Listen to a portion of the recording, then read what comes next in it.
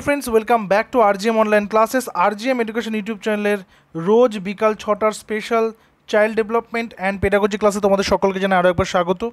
আমাদের বেলা 12টা থেকে কিন্তু ইংলিশ ক্লাস হচ্ছে, তোমরা প্রত্যেকে সেই ক্লাসটা অ্যাটেন্ড করবে। 12টা থেকে একদম কিন্তু প্রত্যেকদিন টপিক ওয়াইজ ইংরেজি ক্লাসটা হচ্ছে এবং রোজ বিকাল 6টা থেকে শিশু মনস্তত্ত্বের ক্লাস আপাতত চলছে। শিশু মনস্তত্ত্বটা কমপ্লিট করে আমরা অন্যান্য যে সাবজেক্টগুলো রয়েছে প্রাইমারি টেটের জন্য সেগুলো শুরু করব, ঠিক আছে? তো এখানে আমরা প্রশ্নটা রাখছি আজকে। প্রত্যেকটা প্রশ্নের 4টা করে অপশন তোমরা পাবে এবং যেটা সঠিক উত্তর বলে মনে হবে সেটা নিচে লাইভ চ্যাট অপশন অথবা কমেন্টে জানাতে পারো। 2023 প্রাইমারি টেটে যে ধরনের প্রশ্ন এসছে সেই লেভেলটা ম্যাচ করেই কিন্তু আমরা মক টেস্টগুলো করাচ্ছি, এই প্রশ্ন উত্তরগুলো প্র্যাকটিস করাচ্ছি। তোমরা আমাদের যে প্লেলিস্ট রয়েছে আলাদা করে প্লেলিস্ট তৈরি করে দেওয়া হয়েছে টেট 2024 লিখে, সেখানে তোমরা পরপর সমস্ত ক্লাসই পেয়ে যাবে। সেই ক্লাসগুলো তোমরা কিন্তু অবশ্যই সেখান থেকে দেখে নিতে পারো। তো কী রয়েছে প্রথম প্রশ্নে, বলছে attention deficit hyperactivity disorder ADHD attention deficit hyperactivity disorder সংক্রান্ত বা আক্রান্ত শিশুদের মধ্যে কোন বৈশিষ্ট্য লক্ষ্য করা যায়? আমরা যখন পেডাগোজিটা পড়ব তখন সেখানে দেখতে পাবে যে বিভিন্ন রকমের লার্নিং ডিসঅ্যাবিলিটিস রয়েছে, তার মধ্যে এটা কিন্তু একটা ডিসঅ্যাবিলিটিস, ঠিক আছে? কি চুপচাপ বসে কাজ করার প্রবণতা, সহজে বিভ্রান্ত হয়ে যাওয়ার প্রবণতা, দীর্ঘ সময় ধরে অন্যদের কথা মনোযোগ সহকারে শুনতে থাকা, কোনো বিরতি না নিয়েই বড় গ্রন্থাংশ পড়তে পারার সক্ষমতা। যেহেতু ডিসঅর্ডার বলেছে তার মানে কোনো কিছুটা অভাব থাকবে, তাই তো? এখানে সঠিক উত্তরটা কী হবে? সঠিক উত্তরটা হবে এখানে সহজে বিভ্রান্ত হয়ে যাওয়া, মানে কোনো একটা ক্লাসে কোনো একটা কিছু করানো হচ্ছে তার পাশে হুট করে সে কি অমনোযোগী হয়ে গেছে, তো এটাকে বলছে attention deficit hyperactivity disorder. So option number B এখানে কারেক্ট অ্যান্সার। পরের নাম্বারে আসবো চতুর্থ শ্রেণীর একটা কন্ডিশনাল কোয়েশ্চেন। চতুর্থ শ্রেণীর শিক্ষার্থী রমন, তার দৃষ্টিশক্তি খুব কম, তার আইসাইট একটু দুর্বল রয়েছে এবং পাঠ্য বই পাঠ করতে ও পাঠ্য বইয়ের যে রয়েছে সেটা করতে তার প্রতিবন্ধকতা হচ্ছে, মানে সেটা পড়তে এবং বুঝতে পাঠ্য বইয়ের কাজগুলো করতে তার বিভিন্ন রকমের প্রতিবন্ধকতা বা সমস্যার সৃষ্টি হচ্ছে, ঠিক আছে? সেক্ষেত্রে তার শিক্ষকের কি উচিত? শিক্ষকের কি করা উচিত? তার বাবা মাকে তার পাঠ্য বইয়ের কাজ করে দিতে পরামর্শ দেওয়া, পাঠ্যপুস্তক পড়া থেকে তাকে স্থায়ীভাবে অব্যাহতি দেওয়া, পাঠ্যপুস্তক সম্পর্কিত শ্রবণ নির্ভর পাঠ তাকে প্রদান করা, নাকি তার শ্রেণীকক্ষের অন্যান্য শিক্ষার্থীদের খাতা তাকে দেওয়া এবং সেখান থেকে টুকে নেওয়ার পরামর্শ দেওয়া। মানে তার সে কী পড়ে, সে হচ্ছে ক্লাস 4-এ পড়ছে, তার দৃষ্টিশক্তি দুর্বল, তার মানে এখানে তার দৃষ্টিশক্তি যেহেতু দুর্বল রয়েছে তার বুঝতে হবে তার বাকি যে আরও যে 4টা সেন্স অর্গানস রয়েছে সেগুলো কিন্তু খুব অ্যাক্টিভ রয়েছে। তো সেক্ষেত্রে কী করা যেতে পারে? সেক্ষেত্রে পাঠ্যপুস্তক সম্পর্কিত শ্রবণ নির্ভর পাঠ, মানে যেই টপিকটা হচ্ছে সেখানকার মানে অডিয়াল যেটা হচ্ছে শুনতে পাবো সেরকম একটা পাঠ করানো। যেরকম আরেকটা কন্ডিশন আমি তোমাদেরকে বলতে পারি, ধরে নাও তুমি কালকে স্কুলে চাকরি পেলে, তুমি জানতে পারছো তোমার ক্লাসরুমে এমন একজন রয়েছে যে শ্রুতি মানে প্রতিবন্ধী, যে কানে কম শুনতে পায়, তো তুমি তাকে কি করতে পারো? তুমি তাকে কিন্তু ফার্স্ট বেঞ্চে নিয়ে এসে বসাতে পারো এবং যেহেতু চ্যাপ্টারটা সবাই জানে কোন চ্যাপ্টার পড়া হচ্ছে, তো তুমি যদি তাকে ফার্স্ট বেঞ্চে নিয়ে আসো তাহলে সেই বাচ্চাটা তোমার লিপ রিড করবে এবং তারপর সেই টপিকগুলো কিন্তু খুব সহজে বুঝতে পারবে পেছন বেঞ্চে বসার থেকে সামনে বেঞ্চে বসলে। তো যাদের বিভিন্ন রকমের প্রতিবন্ধকতা রয়েছে তাদেরকে এভাবে কিন্তু হেল্প করা যেতে পারে, ফ্যাসিলিটেট করা যেতে পারে এবং অন্তর্ভুক্তিমূলক ক্লাসরুমেও কিন্তু এই ধরনের শিক্ষার কথাই বলা হয়েছে।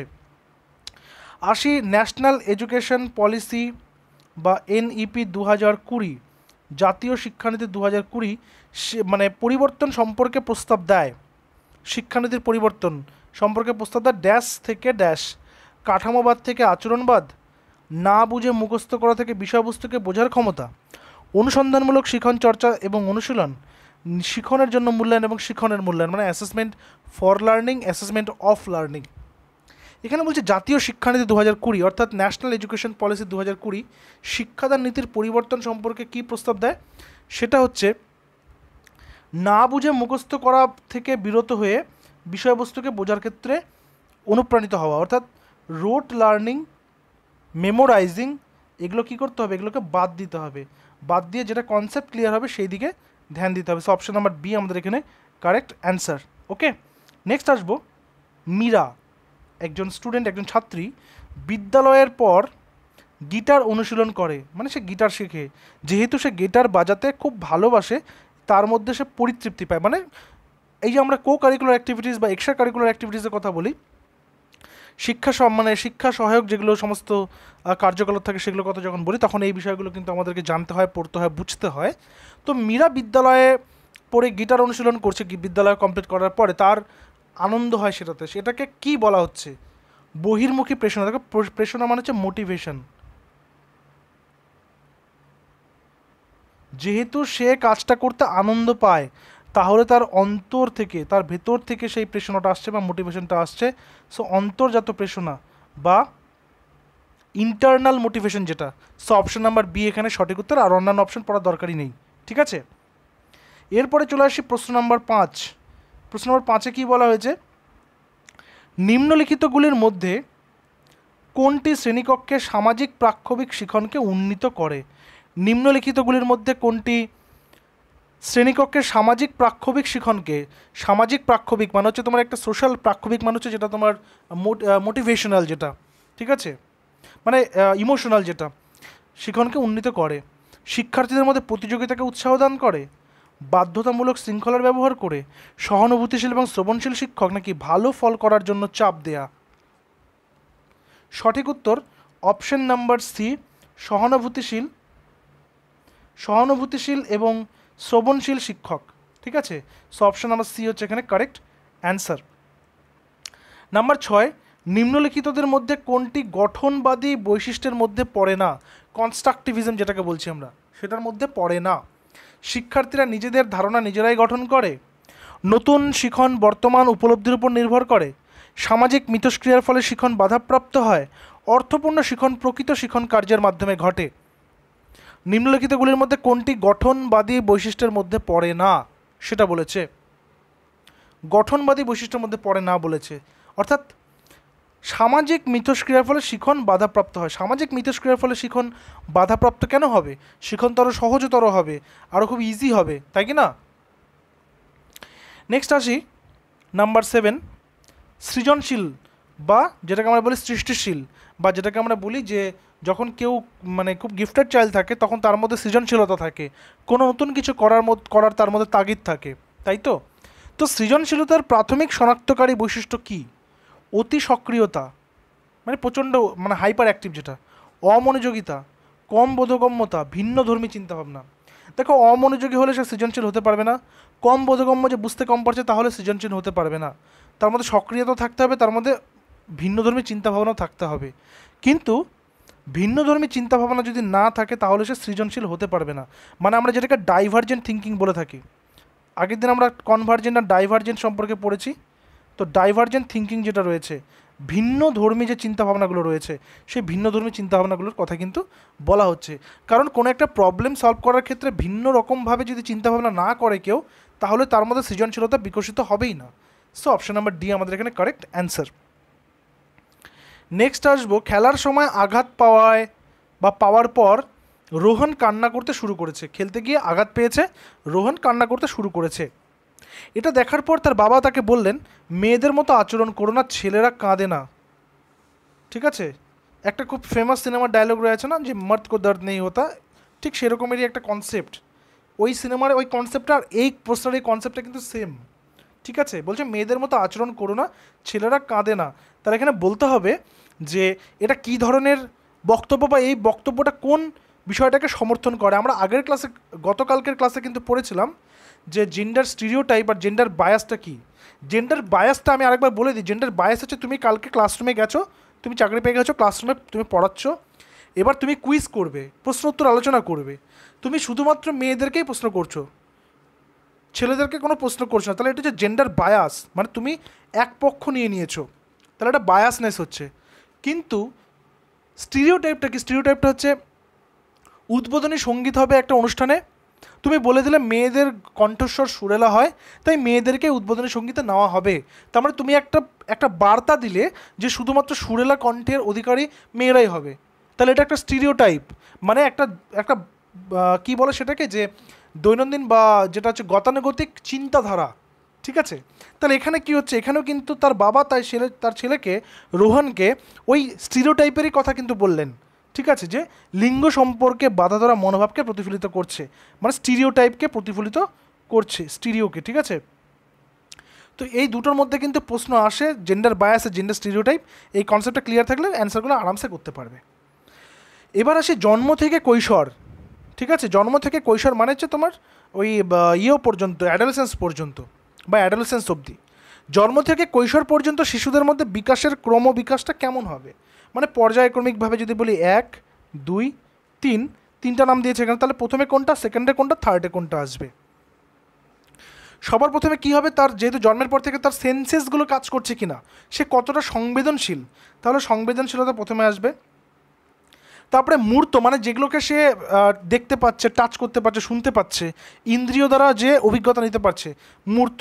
তারপরে আসবে বিমূর্ত। বিমূর্ত মানে কি, যে কল্পনা শক্তি, কল্পনা করার চিন্তাটা। যেমন মনে করো তুমি আর আমি বন্ধু, তাহলে আমি একটা ম্যাটেরিয়াল, একটা বডি, তুমি একটা ম্যাটেরিয়াল, একটা হিউম্যান বডি, কিন্তু আমাদের যে বন্ধুত্ব, সেই বন্ধুত্বটা কিন্তু দেখা যাচ্ছে না। আমাদের দুজনের শরীর, আমাদের দুজনের আকৃতি দেখা যাচ্ছে, কিন্তু বন্ধুত্ব দেখা যাচ্ছে না। এই আমাদের দুজনের শরীর হচ্ছে মূর্ত, আর ওই বন্ধুত্ব যেটা দেখা যাচ্ছে না, যেটা ফিল করা যাচ্ছে, সেটা হচ্ছে বিমূর্ত, ঠিক আছে? বিমূর্ত মানে যেটার কোনো বাহ্যিক রূপ নেই। ওকে, তাহলে এটা হচ্ছে অপশন নাম্বার সি হবে আমাদের সঠিক উত্তর। সংবেদনশীল, মূর্ত এবং বিমূর্ত, এই তিনটা পর্যায়ে পরপর রয়েছে। চলে আসি প্রশ্ন নম্বর 10-এ। 10-এ বলা হয়েছে শিশুদের ইঙ্গিত দেয়া এবং প্রয়োজনে সহায়তা প্রদান করা হলো কিসের উদাহরণ? Reinforcement, conditioning, modelling, scaffolding. বারবার আমি বলি, মনে করে একটা বাচ্চার মধ্যে এই বাচ্চাটা এই পজিশনে রয়েছে, কিন্তু বাচ্চাটার মধ্যে এই পজিশনে যাওয়ার ক্ষমতা রয়েছে। অ্যাজ এ টিচার তুমি দেখতে পাচ্ছ তার মধ্যে ক্ষমতাটা রয়েছে, তখন টিচার হিসেবে কাজ করতে হবে, তাকে এই জায়গাটা পৌঁছে দিতে হবে। টিচারের দায়িত্ব থাকবে অ্যাজ আ ফ্যাসিলিটেটর। এটা কিসের জন্য, এটা কিসের উদাহরণ দেয়? এটা লে ভাইগটস্কির স্ক্যাফোল্ডিং, যেটাকে তুমি দেখবে বিভিন্ন বইতে লেখা রয়েছে মাচান নির্মাণ,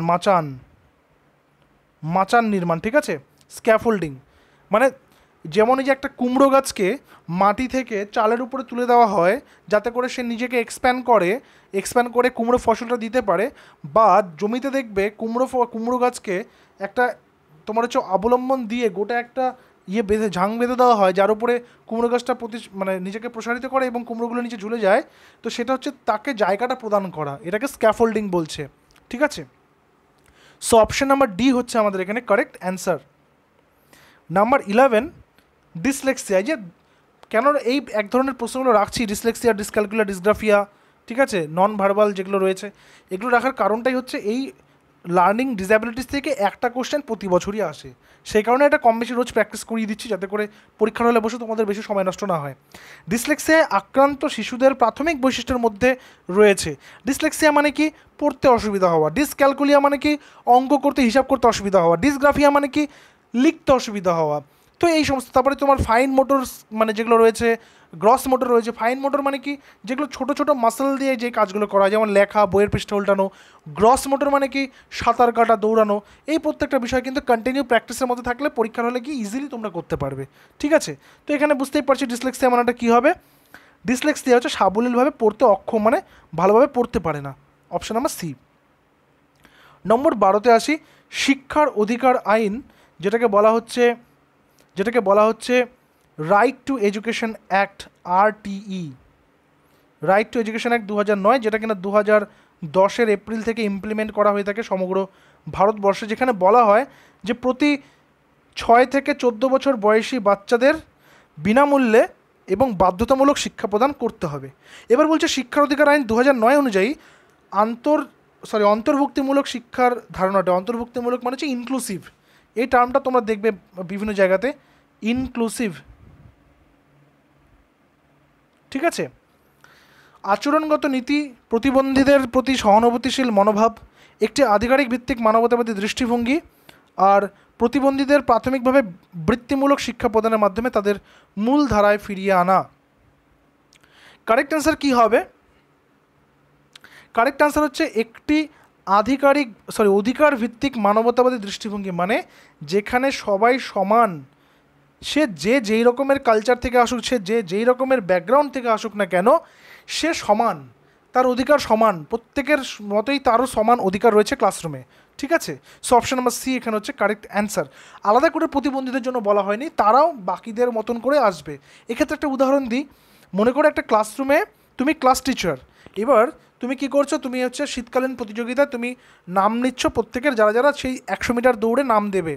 এবার তোমার রুমের মধ্যে একজন বিকলাঙ্গ শিশু রয়েছে, একজন প্রতিবন্ধী রয়েছে, সে তো ওই দৌড়ে নাম দিতে পারবে না, কিন্তু তুমি যদি তাকে সেই খেলার সুযোগটা করে দাও, এইটা হচ্ছে ইনক্লুসিভ এডুকেশনের একটা পার্ট। খেলার সুযোগ কী করে দেবে, তুমি তাকে খাতা পেন দিয়ে দায়িত্ব দিয়ে দিলে যে কারা কারা নাম দেবে তাদের নামগুলো লিখো, এবং কে ফার্স্ট হচ্ছে, কে সেকেন্ড হচ্ছে, কে থার্ড হচ্ছে, তুমি সেগুলো ইনক্লুড করে তুমি সেগুলো লিখবে এখানে খাতায় বসে। তাহলে সেও নিজেকে ইনভলভড মনে করবে, সেও মনে করবে আমিও এই খেলার একটা অংশ। এইভাবে কিন্তু ইনক্লুসিভ এডুকেশনে প্রত্যেককেই তোমার সমান অধিকার দেওয়া হয়, যে তোর দ্বারা কিছু হবে না, তুই পারবি না, তুই বসে থাক, এগুলো কিন্তু কখনোই করা যাবে না, ডিমোটিভেট কখনোই করা যাবে না। নিচের কোনটি একটি প্রধান প্রক্রিয়া নয় যার মাধ্যমে অর্থপূর্ণ শিখন ঘটবে, মানে মিনিংফুল লার্নিং, যেটা কোনটা নয়? মুখস্থ করা এবং স্মরণ করা, পুনরাবৃত্তি এবং অনুশীলন, পুনরাবৃত্তি মানে হচ্ছে একই জিনিস করা এবং প্র্যাকটিস করা, নির্দেশ এবং নির্দেশনা, অন্বেষণ এবং মিথস্ক্রিয়া। বুঝতেই পারছো কোনটা নয় বলে দিয়েছে। মুখস্থ করা থাকবে, ওটা সবার আগে বাদ যাবে, ঠিক আছে, অর্থাৎ এটা হচ্ছে মেমোরাইজিং, আর এটা হচ্ছে রুট লার্নিং। এই রুট লার্নিং আর মেমোরাইজিং যেখানে পাবে সেটা সবার আগে বাদ যাবে।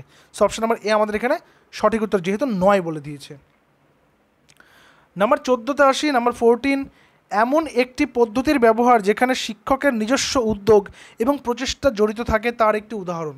এমন একটি পদ্ধতির ব্যবহার যেখানে শিক্ষকের নিজস্ব উদ্যোগ এবং প্রচেষ্টা থাকবে। অন্তর্ব্যক্তিগত বুদ্ধি, অবরোহী পদ্ধতি, শিক্ষার্থী কেন্দ্রিক পদ্ধতি নাকি গতানুগতিক পদ্ধতি? সঠিক উত্তর কী হবে? সঠিক উত্তর হবে শিক্ষার্থী কেন্দ্রিক পদ্ধতি, অপশন নাম্বার সি, অর্থাৎ চাইল্ড সেন্ট্রিক যে সিস্টেম রয়েছে, চাইল্ড সেন্ট্রিক যে পদ্ধতি রয়েছে সেটা। অপশন নাম্বার সি হচ্ছে এখানে আমাদের কারেক্ট অ্যান্সার। প্রতিদিনের মতো আজকেও কিন্তু একটা হোম টাস্ক রয়েছে, প্রশ্ন নাম্বার 15। আচ্ছা, সেই প্রশ্ন নাম্বার 15তে যাওয়ার আগে তোমাদেরকে একটু জানিয়ে রাখি, আমাদের কিন্তু আরজিএম এডুকেশনের সম্পূর্ণ তত্ত্বাবধানে একটি প্রাইমারি টেটের ব্যাচ কোর্স চলছে, যেখানে 5টি বিষয়কেই বিস্তারিত আলোচনা ক্লাস এবং তার পাশাপাশি ডেসক্রিপটিভ নোটস দেওয়া হচ্ছে, ক্লাসের মাধ্যমে বুঝিয়ে দেওয়া হচ্ছে, এবং তারপর সেখান থেকে প্রশ্নোত্তর রয়েছে, প্রশ্নোত্তরের পিডিএফও দেওয়া হচ্ছে, এবং সেখানে বিভিন্ন বিষয়ভিত্তিক টিচার্সরাও কিন্তু সেই ক্লাসেসগুলো করাচ্ছেন। তো তোমরা এই ব্যাচে যুক্ত হতে চাইলে অবশ্যই আমাদের অফিসিয়াল হোয়াটসঅ্যাপ নাম্বার 9564345236 এই নম্বরে টেক্সট করতে পারো টেট 2024 লিখে, এবং সমস্ত যাবতীয় তথ্য দিয়ে তোমাদেরকে সেখানে হেল্প করা হবে, ঠিক আছে। তো আমাদের আজকের হোম টাস্কটা লিখে নাও, শিশুরা হলো বাগানের ফুলের মতো কে বলেছেন? কাইন্ডলি এই ভিডিওর কমেন্টে তোমরা প্রত্যেকে এই অ্যান্সারটা জানিয়ে দিও, ঠিক আছে। এটার সঙ্গে আরেকটা লেজুর কোশ্চেন রয়েছে যে বাগানের মালি শিক্ষকদেরকে বলেছেন কে, ওটা আজকে প্রশ্ন রাখছি না, ওটা বললাম, এটার সাথে ওটা পড়ে রাখবে। শিশুরা হলো বাগানের ফুলের মতো এই কথাটা কে বলেছেন, তোমরা কাইন্ডলি জানিয়ে দেবে। দেখা হচ্ছে পরবর্তী ক্লাসে। Till then stay connected with RGM education YouTube channel. Thank you very much.